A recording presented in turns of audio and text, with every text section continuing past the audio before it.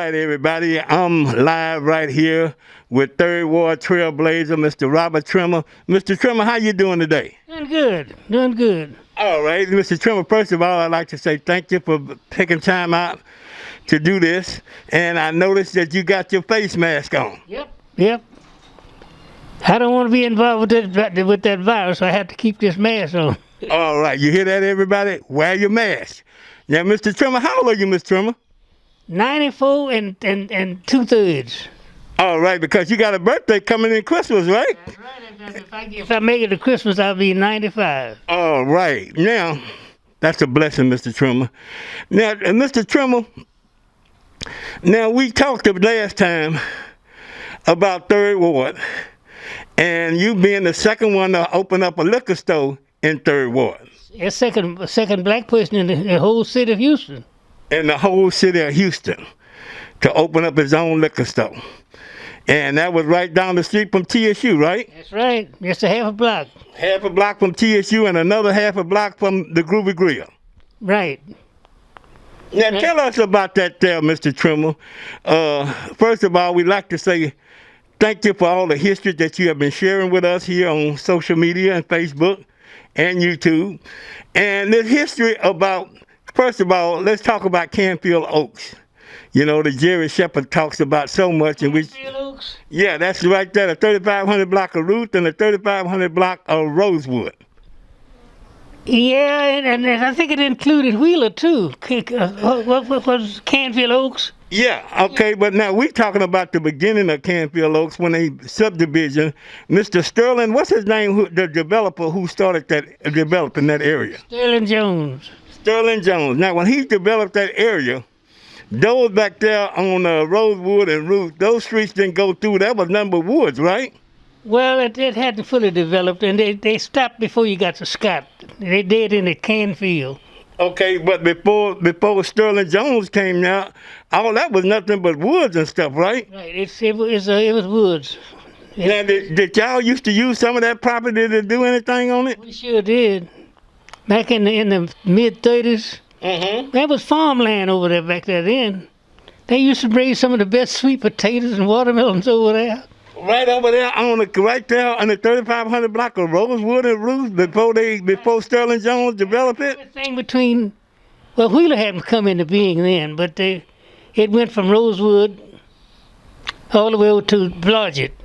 Okay, now, that's why they used to farm all that land in there. All that was farmland. Right. And Texas Southern wasn't even built yet. They haven't even started on TSU. TSU didn't come till 47. So that's almost 17 years later. Right. And what did now that property over there where TSU was, now you was telling me something about y'all used to use that property. How that deal went down, Mr. Trimmer? Well, we used it to run our cattle on it, cows and horses and stuff. Mm-hmm. But my daddy didn't own the land. Mm-hmm. Southern Select Brewery. People used to make Southern Select beer. Right. They owned it. Right, a lot of people. But they let my daddy use it for cows and horses and stuff. And the only thing your daddy had to do was keep the property up, right? Just keep the fence up. Keep the fence up and keep the grass cut. They didn't charge my daddy for doing it. All they had to do was keep the fence up. And keep the property up. Right.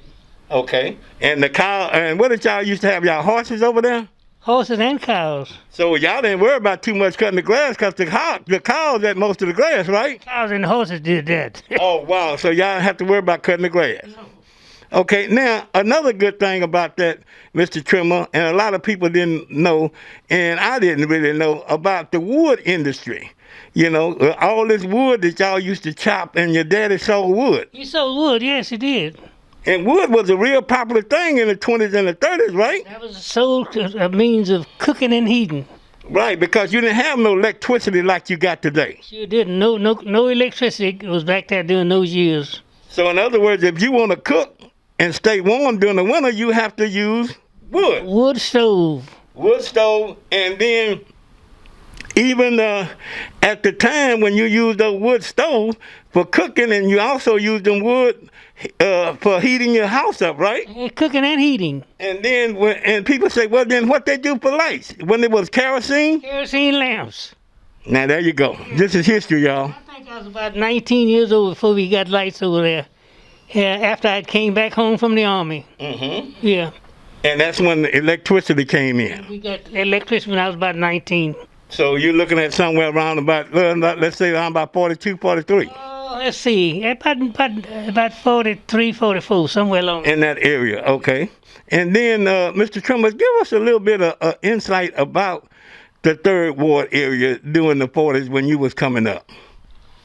All I can tell you about it, we sold, my daddy sold wood. He had a wood yard. Mm-hmm. And we sold wood all over Third Ward. Would people come from all over to come to y'all to buy wood, or was it not y'all would go out? Well, number one, it wasn't too many people that had cars during them days. Very few. And wasn't too many people had telephones. If we had a telephone, the people would call us and order what wood. They sold so many sticks for so much. Mm-hmm. They'd call us and order wood. And during that time, we used to deliver that wood with mules and wagons. Because a lot of people didn't have cars, and that's the way they used to get around back in Third Ward with wagons, right? It wasn't 3 people in the year was buying new cars, black people. Wow, only about 3 people in the Third Ward area, black, that was buying cars during them days. And they were usually doctors. They were usually people that had doctors or lawyers or people that had degrees. Professional people. Professional people. Yeah. All right. And we talked about the Groovy Grill, and we talked about Mr. and Miss Prince, because soon as not too long after they opened up the Groovy Grill, that's when you decided to go in your liquor store business. Am I right? Yeah, they came in there. I went in 52. Mm-hmm. And they must have come in. They come in. They must have come in around 48. I mean, it's about 48, 49. Okay, well, TSU, they came in about the same time Texas Southern came out. TSU was founded in 47. Mm-hmm. And the Groovers, during that time, Till Wester was a family, and it was a farm, country dirt road. Mm-hmm. Red clay dirt. That's Top Wester. Yes, yeah. No curves, no gutters. All that came later. In other words, the Top Wester really kind of ran from Holman to probably Wheeler. It dead end right there where Wheeler is now, and then after that it went into a field. It went into the field, and then on the other side of the field, that's when Blodgett picked up. That's right. Now you see that Facebook, family? That was a separation between the blacks and whites. Blodgett was a separation street. Right. All the blacks stayed on the other side of Blodgett, going back towards North of Blodgett. north of Blodgett, and the whites and Italian and Jews stayed on the other side. South of Blodgett. Okay, and that would include Wentworth, Arbor, Wichita, Palms, Sophomore, all the way on back to McGregor. Yeah, that's right. Yeah. And then all the blacks who stayed on the other side of Blodgett would include, at that time they had already included Rosewood, Ruth, and Wheeler. Oh, that was white. Black women went to work over in private homes over in that area. On the other side of Blodgett. Right. Okay. South of Blodgett. All right.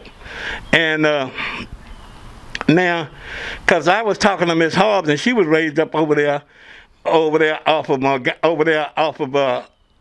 Alabama and Dowling, Alabama, and Wichita, Alabama, and Live Oak, back over in that area. What are you thinking? And even that what we now call Sugar Hill, that also was known back then as a white neighborhood.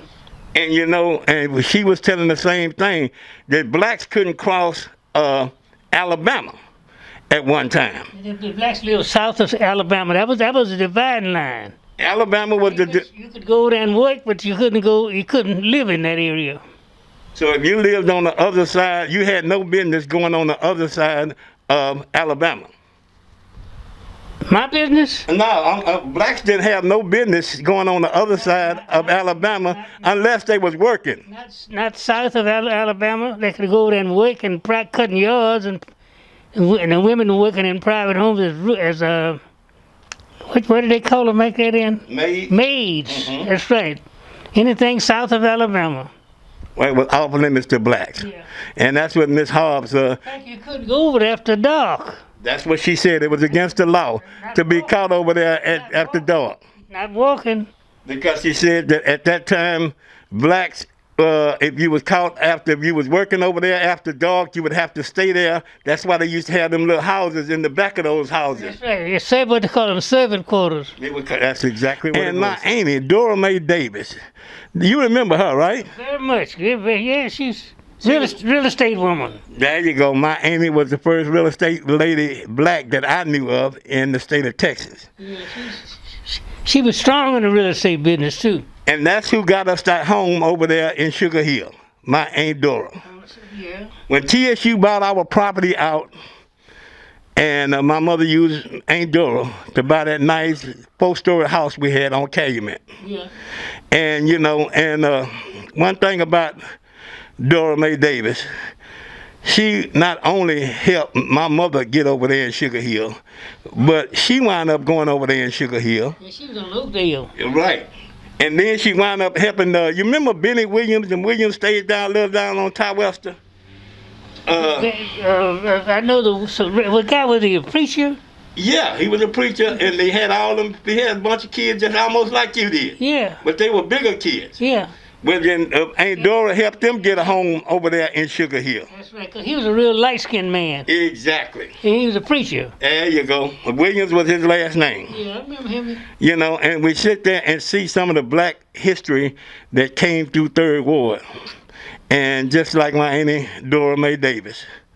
And she had the property right next door to Cashaw's spot. Right, yeah. In fact, Mr. Cashaw sold my mother sold her a property right down the street there on La Salette.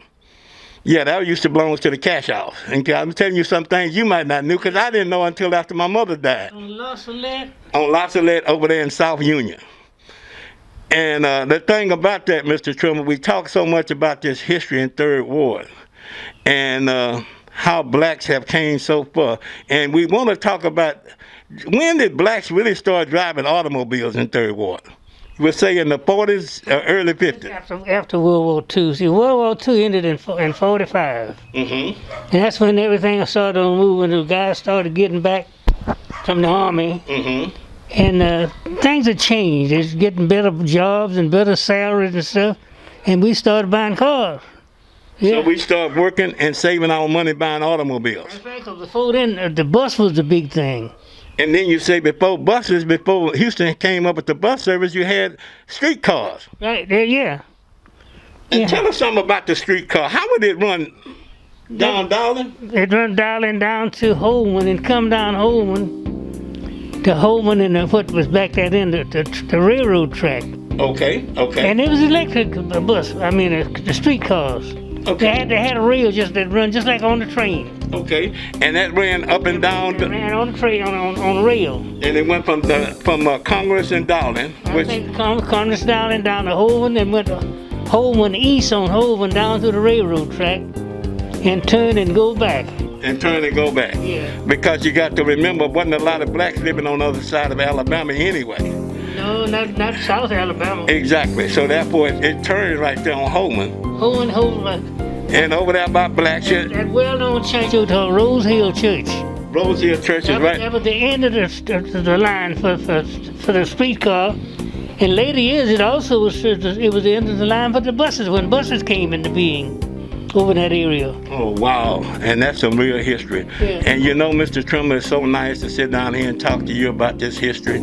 And so many people enjoy the history that you share with us. And I definitely enjoy it because that's what I do, try to preserve our black history. Because the young people don't know nothing about these things that y'all had to go through. And some of them don't even know what we had to go through with segregation. And y'all had it worse than we did. Yeah, that's right. Because in the 30s and the 40s, and like you say, during the time they got through with World War II in 47, that's when a lot of blacks started having jobs because they were veterans and they started giving benefits to veterans. Is that right? That's right, yeah. And I look back and see all the people that moved out there to Sunnyside, a lot of them people, they were giving away them houses in the early 50s, right? You could buy a lot out there in Sunnyside then for about $200 if you had the 200. And $200 was a lot of money, y'all.